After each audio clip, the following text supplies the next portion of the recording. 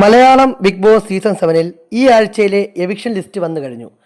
11 പേരാണ് എവിക്ഷനുള്ളത്.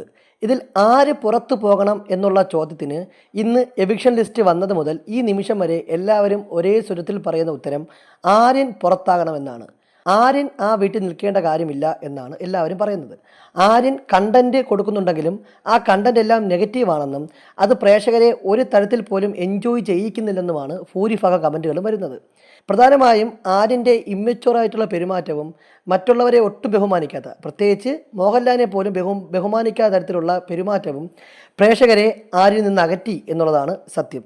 അതുകൊണ്ട് ആര്യനെ ഔട്ടാക്കാൻ വേണ്ടി ആകാശ് സാബുമാനും ബിന്നിക്കും വോട്ട് ചെയ്യണം എന്നാണ് ഒരു കൂട്ടം ആൾക്കാർ സോഷ്യൽ മീഡിയയിൽ അഭ്യർത്ഥിച്ചിരിക്കുന്നത്.